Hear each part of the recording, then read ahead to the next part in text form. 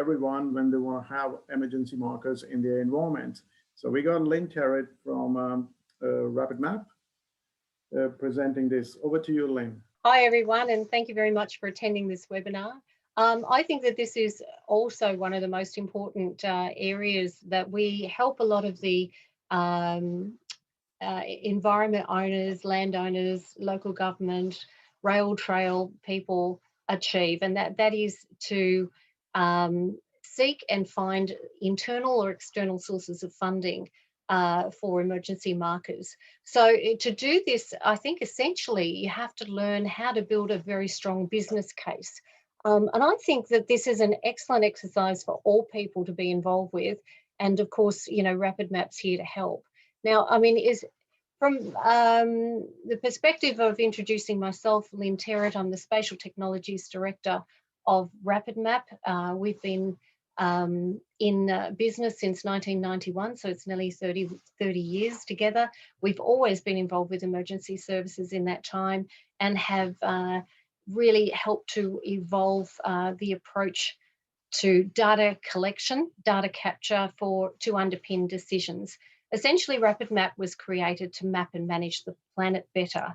But we take a very strong lead in helping to grow the spatial, the surveying and the space industry and grow capacity, because we believe that data helps people make better decisions. Now, aside from that, so if we look at your particular requirements, I think it's very important to have a strong image in your mind about what you want as an outcome. So it's really important to define the scope of your project well. You have to be very, very clear about what the outcome is. Essentially, once you understand the outcome that you have, it's much, much easier to secure the funding that you require. This is about goal setting. It's about goal setting not just for your environment, but also for your community and for your life. And as you can see from the evidence and from the information that's been presented earlier, how important emergency markers are. So to build a business case, you really need, you know, some good underlined evidence and information.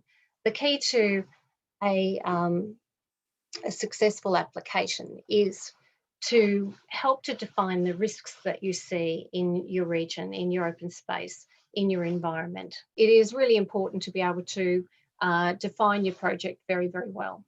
It is important also to be very clear about what budget you need to have. You know, you need to be able to maintain your credibility for your current and your future business. But seeking assistance from the RapidMap team is probably the fastest and easiest way to get there. The data is really important, as described earlier. We need to get it spatially correct. We need to get textual observations correct, and it needs to be unambiguous so that the emergency responders can utilise this authoritative data set to get there on site very, very quickly. There are several organisations that can help you. It's not just about state and federal government funding capabilities and then identifying the right sort of category that you fit within there. But there are organisations like Rotary and Lions and Apex and others. And we have actually also provided an enormous amount of collateral and video information for you to leverage and use to support and underpin your bids. If you need some extra assistance to go through your presentation, the content, etc., then you can also speak with us about that too. Ankit, if you'd like to go to the next slide. Thank you. So really, essentially, you need to know how much do you need? How much do you need in terms of the cost for data collection, but certainly for the signage. Think about the entire infrastructure. It is important to have the right size signs, as Carl mentioned earlier.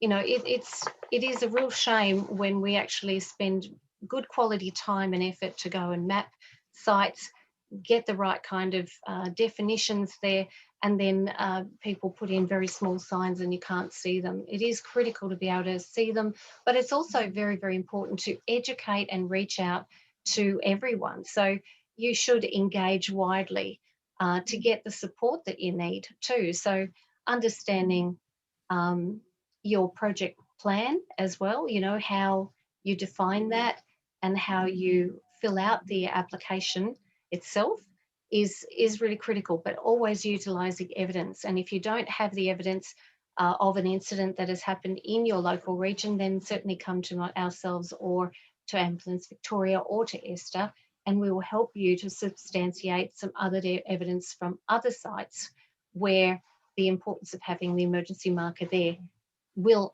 help to support your bid.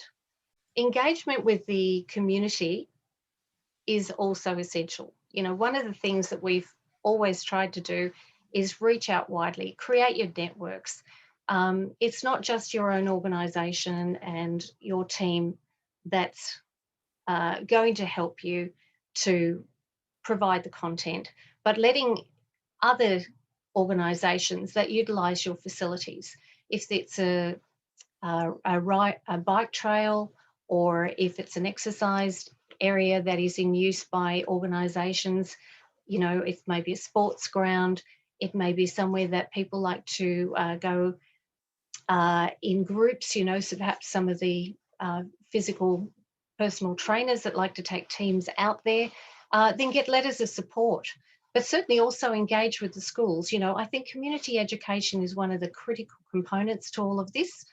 And it is getting letters of support from them, but reaching out widely. The more you can do by presenting to organisations like the Geography Teachers Association, we can connect you to the schools. You can go and speak to the schools, educate the region, and get letters of support for your bid. And you'll be surprised at how easy it is then to secure the funding, both internally and externally. Sponsorship is certainly achievable, and you can certainly find the people in your community, in your local area right now.